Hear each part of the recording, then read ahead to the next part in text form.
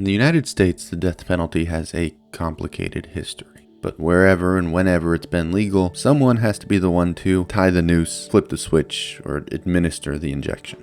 So what kind of person would take that job? What's it like to have that job, and how does that job affect someone's life? Well, these questions don't need to stay in the abstract. We've had plenty of executioners in America to look at, including a man named Dow Hover. So to start, no one really knows much about Dow Hover. A few articles have been written about the man, and there's just one recorded interview during which he doesn't even discuss his job. See, Dow kept his job a secret throughout his life, and his children, until recently, did the same with their father's profession.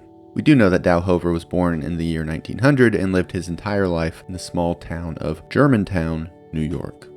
In this little town, Dow was a well-liked man. Although formally trained as an electrician, Dow worked as a deputy sheriff in Germantown. He and his wife were church regulars. They had 2 children. Hover's name even appeared in the local paper when he helped rescue 2 people from the Hudson River. Dow raised mice in his basement and founded Dow B. Hover Laboratory Animals. The company supplied lab mice to buyers, and today it's called Taconic Farms, which is one of the world's largest providers of lab mice and rats. This is all to say Dow was pretty much a regular guy. But in 1953, the New York State executioner quit and the post was vacant. As a deputy sheriff, Dow used his connections in the New York justice system to get himself the job of New York State electrician, as the title was. His experience in the justice system and training as an electrician made him a candidate for the work. By the time Hover began his work as an executioner, both of his children were fully grown and out of the house. They didn't get a chance to weigh in on their father taking a job. By the time they learned about it, Dow had already begun the work. Dow's wife, however, was not so happy with his decision. To her, it boiled down to a simple moral issue. You aren't supposed to kill people, and that's that. She consulted with the local minister, who presumably assuaged her worries, because at age 52, Dow Hover began his career as an executioner. Dow worked at Sing Sing Correctional Facility. Sing Sing was a maximum security prison about 30 miles north of New York City. Former prison wardens have described the facility as a, quote, hellhole. Because the jail held the execution chamber for all of New York State, it was sometimes referred to as Sing Sing Death House. Indeed, the jail was basically world famous for its executions. At Sing Sing, 614 people were killed in just 50 years.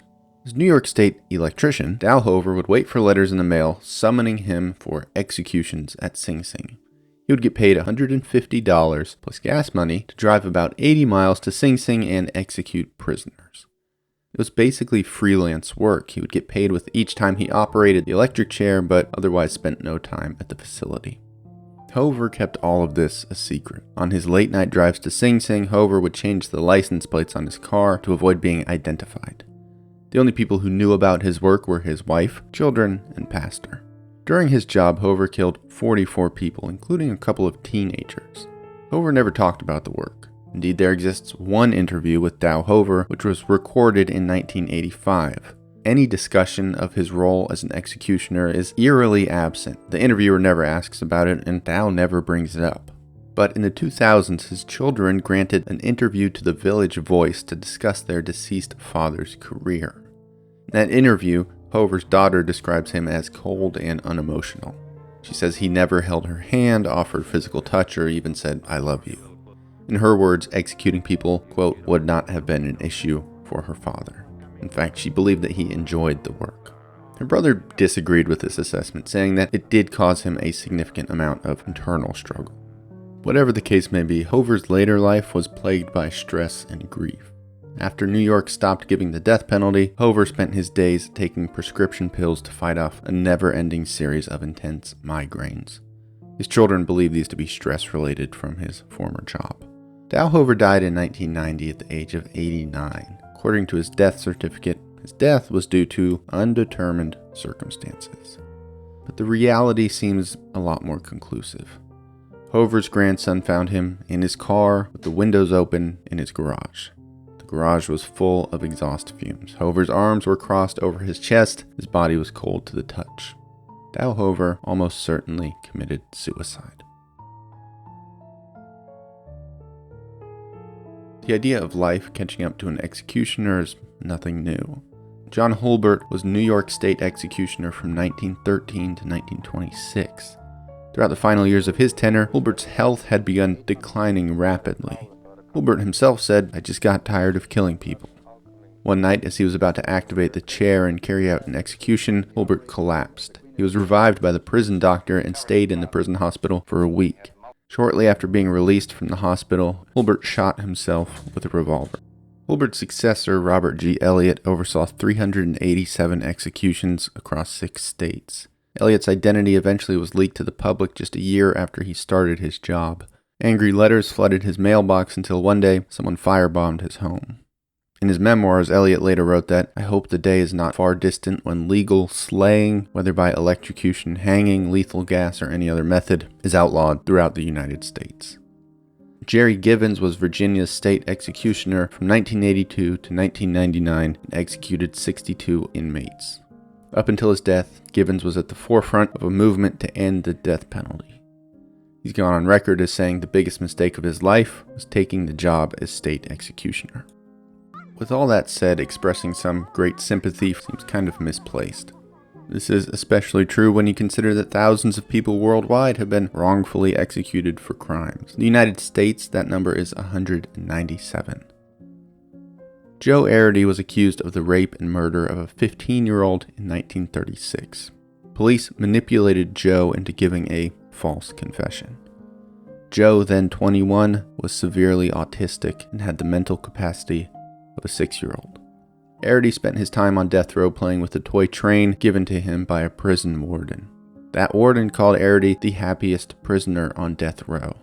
Arity was generally kind and well-liked by prisoners and guards. The day of Arity's execution, he likely did not know he was about to die. The prison warden recalled Arity spending the day happily playing with his toy train. Indeed, when questioned about the execution, Arity expressed bewilderment and confusion. He did not understand what a gas chamber was or what it would do to him. For his last meal, Arity asked for ice cream. Before being taken to the gas chamber, Arity had not finished his ice cream and requested that it be put in the fridge so he could finish it later. There's also George Stinney, a 14-year-old African-American boy who was wrongfully electrocuted in South Carolina in 1944 for a pair of murders. The conviction was thrown out over 70 years later. It was called a great injustice. These stories are not unique, nor are they a thing of the past. There have been wrongful executions in the United States well into the 2000s. There are certainly people who have committed crimes for which the only reasonable punishment is death. And some of those people have been executed successfully, insofar as killing a person can be called a success. I understand that DNA technology means that wrongful executions are perhaps marginally less likely today than they once were, but the risk of wrongful execution remains above absolute zero. Indeed, our justice system is hardly the paragon of fairness. In a system that ushers people with so much discrimination from poverty to prison slavery, don't think we can safely add lethal injection into that already broken machine.